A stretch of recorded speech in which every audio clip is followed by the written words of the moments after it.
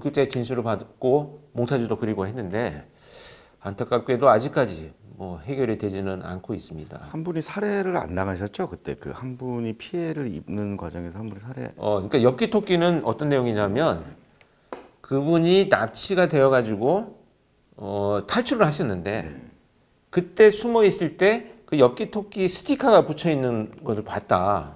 이렇게 진술을 해가지고 그게 이제 엽기 토끼 사건으로 이제 지칭되게 된 거죠. 지금까지 교수님이 그 현직에 계실 때 현직 경찰청 프로파일러로 근무하실 때 뭐 여러 가지 연쇄 범죄자들 뭐 직접 만나서 뭐 인터뷰도 하시고 그러셨잖아요. 조사도 하시고 또 프로파일링도 하시고. 근데 그런 여러 연쇄 살인범 중에 요놈 참 희한한 뭐 시그니처를 갖고 있다. 혹은 아주 그만의 좀 독특한 애모를 갖고 있다. 이런 경우가 좀 있는지 좀 소개 한두 가지 정도 있으시면 얘기 좀 해주시죠.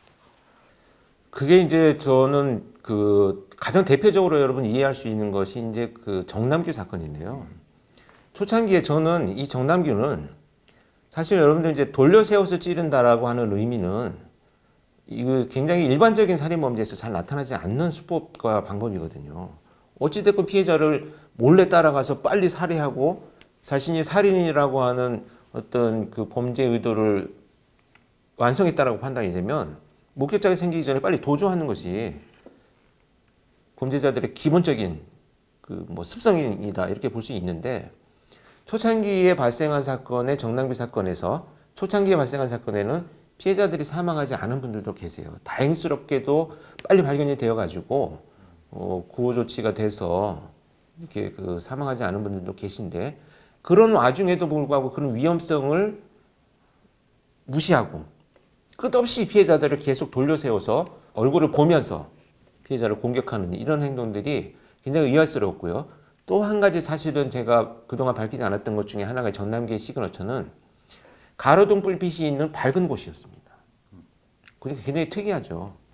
그래서 처음에 이 사건들이 연속적으로 발생했을 때 제가 굉장히 의아했습니다. 과연 이 사람이 이런 시그너처를 갖고 있는, 드러내는, 표출하는 이유가 뭘까?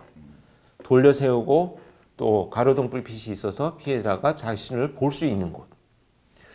이런 그 상황에서 범죄를 저지른다라고 하는 것은 굉장히 위험스러운데 정말 뭐 도대체 과연 어떤 의도인지는 모르겠지만 그 의도가 굉장히 잔혹하다라는 것을 이제 시그너처로 분석하면서 정남규 사건에 접근을 했었습니다. 그러면 그 연쇄살인범 여러 명을 이제 사건을 이제 보셨지 않습니까?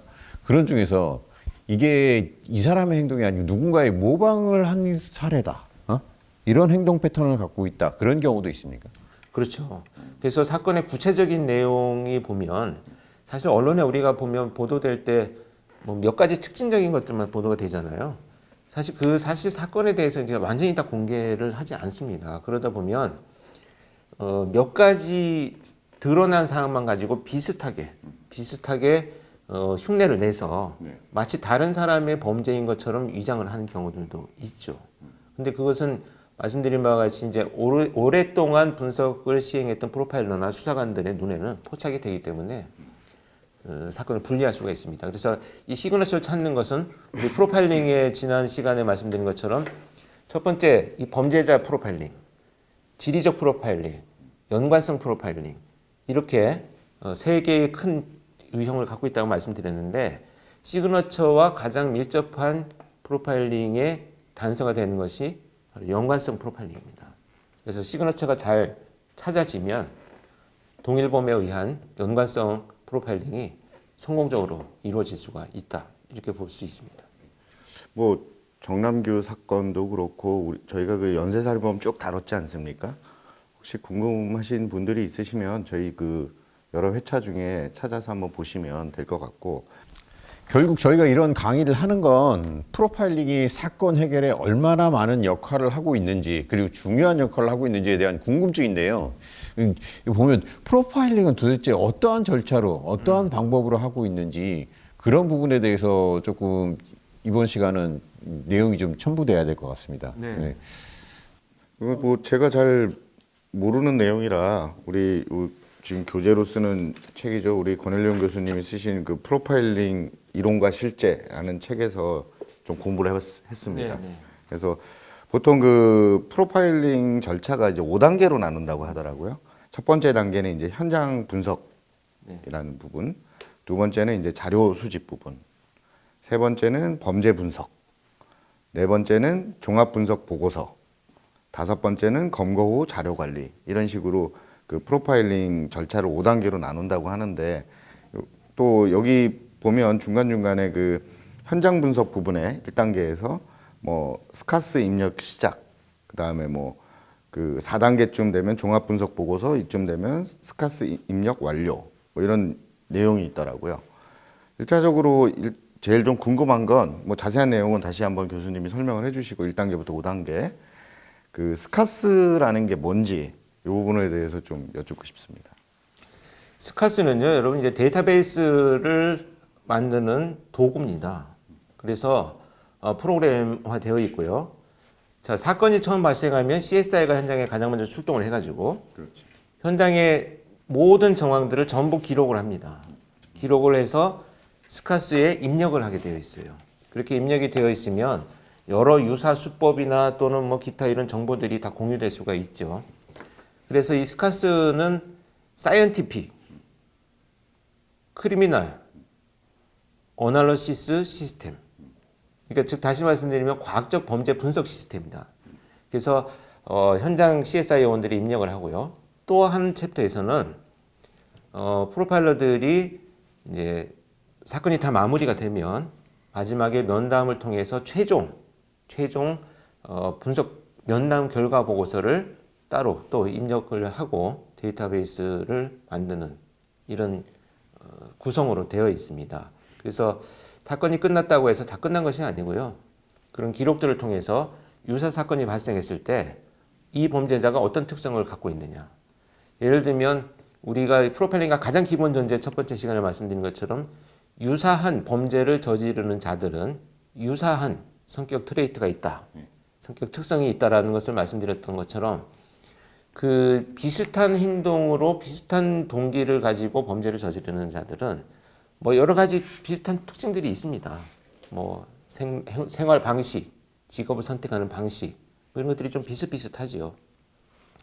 그래서 이제 유사한 사건이 발생을 하면 기존의 그런 일들을 저질렀던 범죄자가 어떤 특성을 갖고 있느냐를 빨리빨리 파악을 해서 수사에 지원을 하는 이런 시스템으로 구성이 되어 있고요.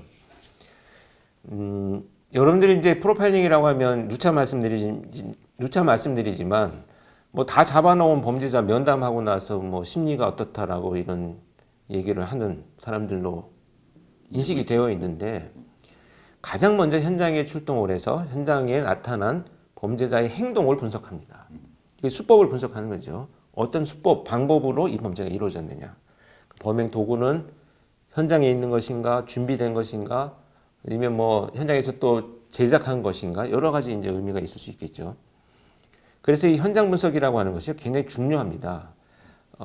이 과학적인 그 검증 방법을 활용을 하는데요. 우리 논문 두 분 다 쓰셨잖아요. 논문 쓸 때 보면 어떤가요? 가설을 설정하고 검증하고 검증해서 참이면 채택하고 거짓이면 뭐 채택하지 않는다. 이런 이제 그 사이클을 갖고 있잖아요. 마찬가지로 현장도 자연스럽게 들어왔는지 침입을 했는지 문이 부서져 있으면 문이 부서져 있는 형태로 봐서는 강제로 침입을 했겠구나. 그러면 현장에 가서 봐야 되겠죠. 근데 문이 부서져 있는 것이 바깥으로 부서져 있다라고 하면 침입이 아니고 뭔가요? 범행을 저지르고 나서 도주하는 과정에서 문을 부수고 나갔구나. 아니면 안에서 뭐 격투 같은 거 그렇죠. 일어났을 수도 있고. 이제 이렇게 가설을 설정하고 가서 확인해 보면 이게 침입한 곳인지 도주한 곳인지, 그렇다면 이미 자연스럽게 침입을 해 있었구나. 뭐 이런 것들을 우리가 찾아가는 단서들이 되죠. 이게 그냥 저희들이 좀 머릿속에 딱 안 돌아서 그러는데, 일단 어떤 연쇄살인범의 그 사건 현장이다, 사건인 것 같다, 그러면 이제 그 일단 수사관들 먼저 발견된 뭐 경찰서 주변의 경찰서에서 나온 요원들, 그다음에 CSI 요원들, 그다음에 지금 교수님 같은 프로파일러들 이렇게 나가잖아요. 그런 상황들을 한번 조금 구성해서 요거를 설명을 한번 해주시면, 그러니까 예를 들어 사건 현장에 도착했다. 그러면은 거기 수사관들도 지금 엄청 많을 거 아닙니까, 형사들이.